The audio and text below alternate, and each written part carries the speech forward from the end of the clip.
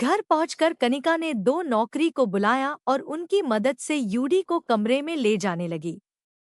UD का एक हाथ अपने कंधे पर और दूसरा हाथ एक नौकर के कंधे पर रख यूडी को धीरे से ले गए। दूसरे नौकर यूडी का सामान लेते हुए अंदर आया। लक्ष्मी जी जब आकर यूडी को देखी तो रो पड़ी, माँ मैं ठीक हूँ, बस पैर में चोट लगी है, वो भी ठीक हो जाएगा, यूडी ने कहा। पर लक्ष्मी जी को तसल्ली नहीं हो रही थी। काश तुझे मैंने बाहर नहीं भेजा होता, लक्ष्मी जी ने कहा। अरे माँ, प्लीज, मैं ठीक हूँ, आप देख लेना, बहुत जल्द मैं आपको परेशान करने खुद चलकर आऊंगा, यूडी ने कहा। तो लक्ष्मी जी मुस्कुराने लगी। फिर यूडी ने कनिका का इंट्रोडक्शन कराया। कनिका पहली नजर में ही लक्ष्मी जी को प्यारी लगी। उसका स्वभाव और बात करके सलीका उन्हें बहुत अच्छा लगा। कुछ देर तीनों बैठ के बातें करने लगे और लक्ष्मी जी थक कर अपने कमरे में रेस्ट करने गई। यूडी और कनिका अब अकेले ही कमरे में थे। कनिका यूडी को देखती और यूडी कनिका को। फिर दोनों मुस्कुराते और फिर दूसरी ओर देखते। तू अब मैं चलती हूँ, कनिका ने कहा। यूडी ने पूछा, फिर कब आओगी? 1 घंटे में। तुम खाना खा लो, तब तक मैं काम निपटा कर आऊंगी और दवा खिला दूंगी, कनिका जाने लगी। और तुम्हारा खाना? यूडी ने पूछा। मैं ऑफिस में कुछ मांगा लूंगी, अभी भूख नहीं है, कनिका ने कहा। नहीं, तुम बाहर का नहीं खाओगी, घर पर नौकर है, उन्होंने बना रखा है। तो रुको और खाना खा कर जाओ, यूडी ने जिद की। समझो यूडी, मेरा जाना जरूरी है, बहुत काम पेंडिंग है, कनिका ने कहा। पर इंसान को वक्त पर खाना भी खाना चाहिए, कहते हुए यूडी ने नौकर बुलाया और दोनों के लिए खाना परोसकर लाने को कहा। यूडी प्लीज, कनिका भी जिद करने लगी। नहीं का मतलब है नहीं, नो, खाना खा कर जाओ, नहीं तो मैं अपने पैरों पर खड़ा होकर चलते हुए तुझे ढूंढने आऊंगा, यूडी ने कहा।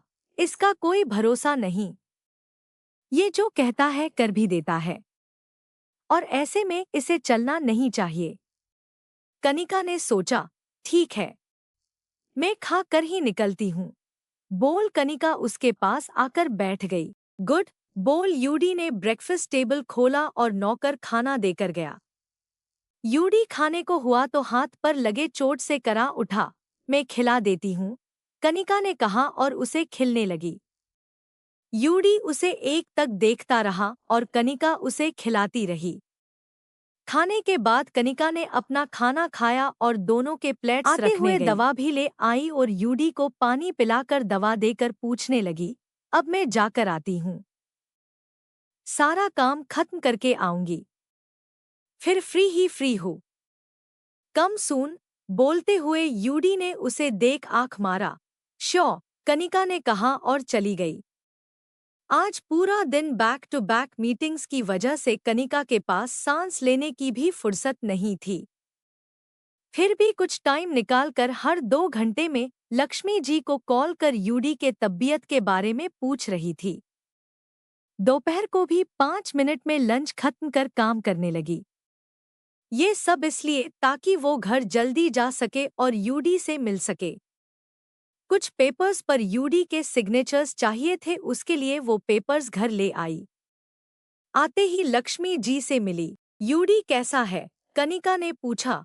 वो ठीक है, दिन भर टीवी देखा और थोड़ी देर पहले सो गया, लक्ष्मी जी ने कहा। आप कैसी है? घुटने, कनिका ने सब्जी किचन में रखते हुए पूछा।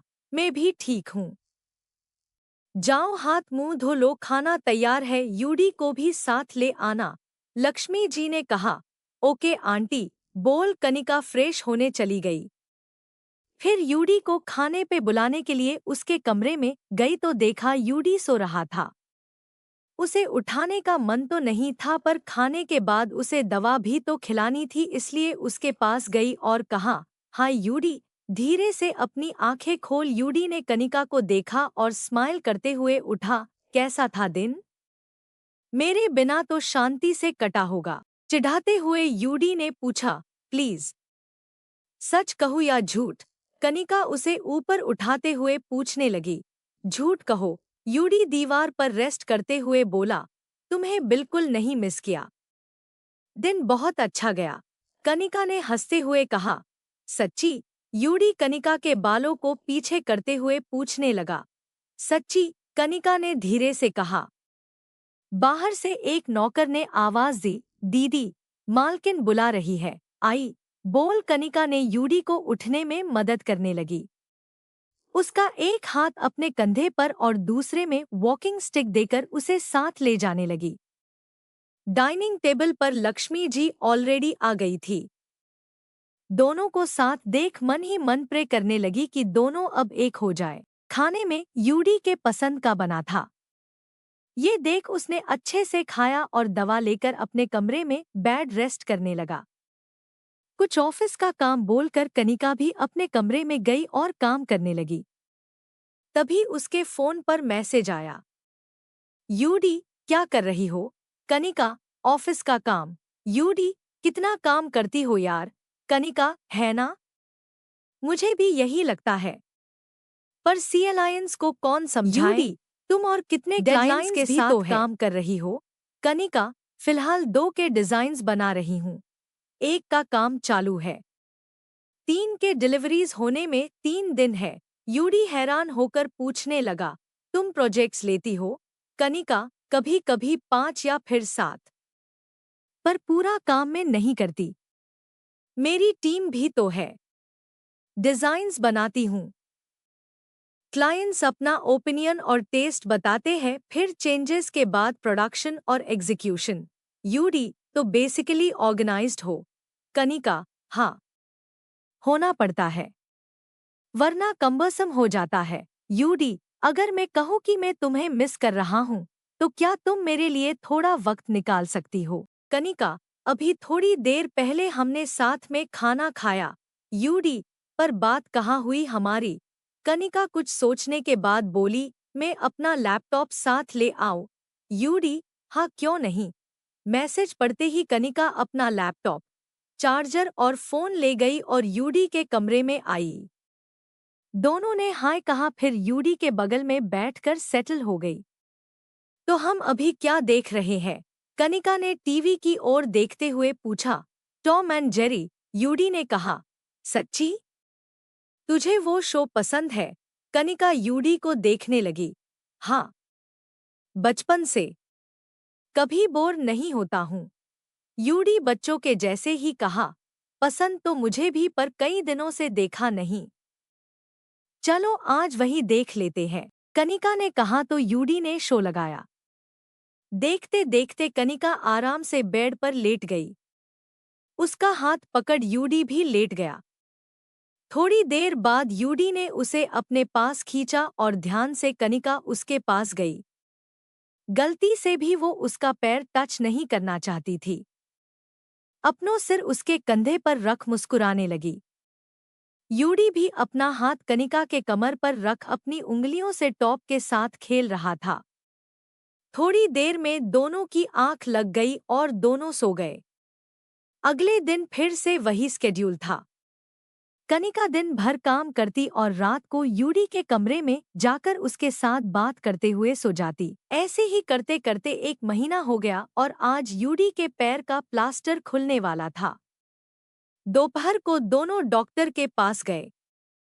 डॉक्टर ने यूडी की पट्टी खोली और एक्स-रे किया। अच्छी बात है, आपका पैर ठीक हो गया है। शायद थोड़ा दर्द रहेगा, पर वो नॉर्मल है, डॉक्टर ने कहा और कुछ दवाई लिखकर दे दी। यूडी बेड से उठा और धीरे धीरे चलने लगा।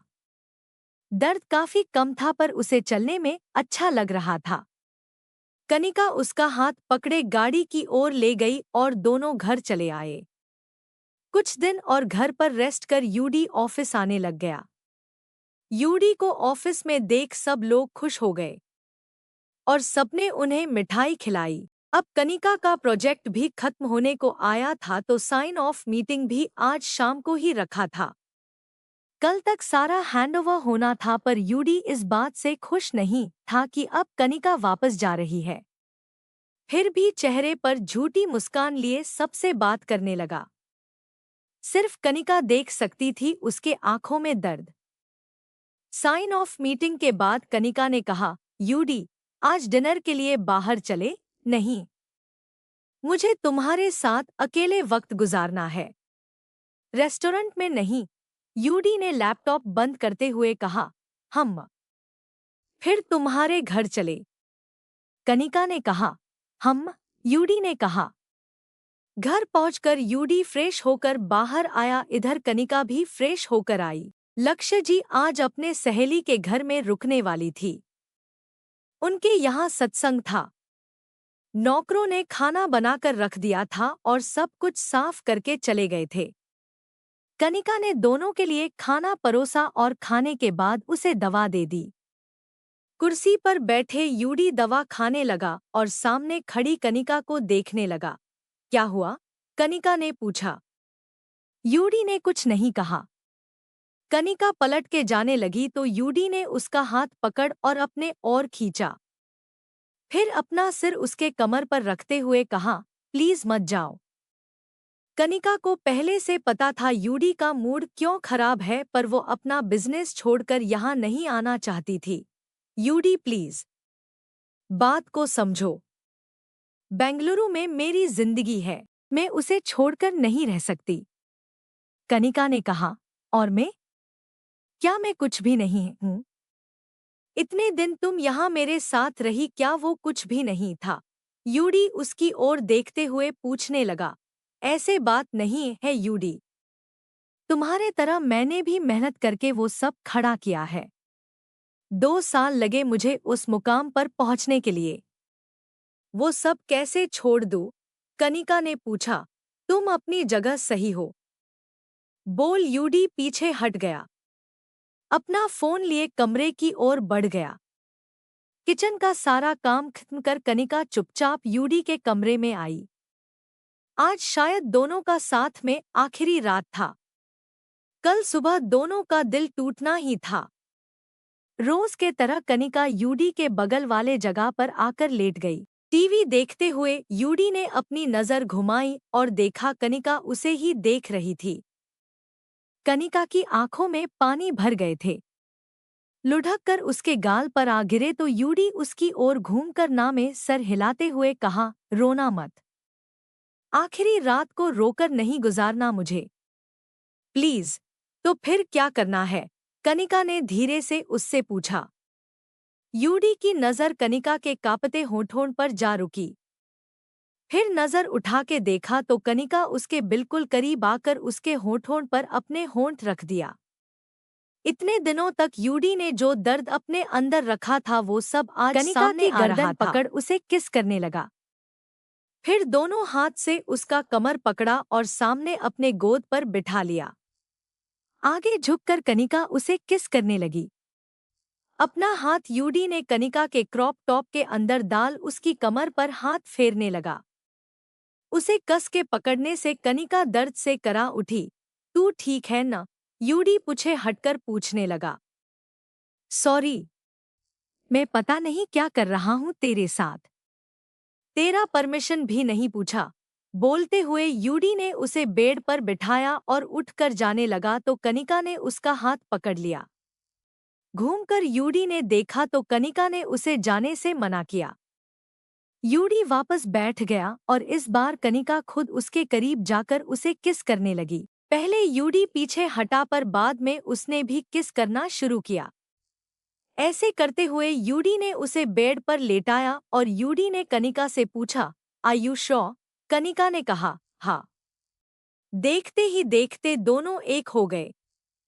इस बार कॉलेज के चलते प्रेशर में नहीं था, इस बार दोनों के बीच सच्चा प्यार था।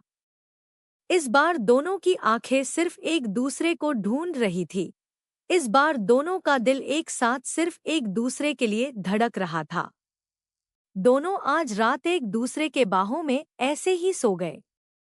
कनिका को अच्छे से याद था कि यूडी ने कोई प्रोटेक्शन यूज नहीं किया था। कनिका परेशान थी पर फिर खुद को संभालते हुए कहा, अगर कल रात के वजह से कोई पॉजिटिव रिजल्ट निकला तो मैं उस बच्चे का खुद देखभाल करूंगी। यूडी की दुनिया यहाँ है और मेरी वहाँ। वैसे भी यूडी ने थोड़ी मुझे कल फोर्स किया था। मैंने ही उसे करने को कहा था। जल्दी जल्दी में हम दोनों भूल गए प्रिकॉशन लेना, तो उसे मैं ब्लेम भी नहीं करूंगी। अपना बैग पैक कर यूडी की अच्छी यादें लिया सबको गुड बाय बोल वो अपनी असिस्टेंट के साथ एयरपोर्ट चली गई। उसे छोड़ने यूडी एयरपोर्ट तक आया पर उसे एक शब्द भी नहीं कहा। क्या कहता? Goodbye? किस मुंह से? जिसे आप इतना प्यार करते हो उसे गुड बाय कैसे कह सकते हो? जिसे आप जिंदगी भर प्यार करोगे उसे जाते हुए कैसे देख सकते हो?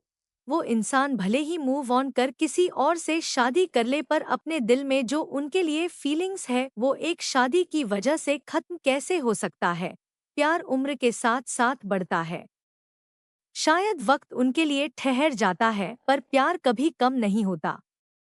कनिका गाड़ी से उतरी और बैग्स उठाने में यूडी ने उसकी मदद की। बाय यूडी बोल कनिका ने सनग्लासेस लगा लिए ताकि यूडी उसके आंसू नहीं देखे। फिर मुड़कर वो एयरपोर्ट के अंदर चली गई। यूडी कार में बैठकर वहां से चला गया। एयरपोर्ट से काफी दूर जाने के बाद गाड़ी साइड में रोकते हुए वो रोने लगा। स्टीयरिंग पर बार बार हाथ मारते हुए यूडी खूब रोया। उसे दुरसा मौका मिला था कनिका को वापस पाने का पर वक्त और जगह सही नहीं था। कनिका अपनी जिंदगी में ऐसे रास्ते पर है जो यूडी के रास्ते से बहुत अलग है। दोनों की मंजिलें अलग है। दोनों एक दूसरे से प्यार तो करते हैं पर एक रिश्ते में बांधने के लिए सिर्फ प्यार ही काफी नहीं होता। अतीत में जो हुआ उसे बदल नहीं सकते पर भविष्य अपने हाथों में है।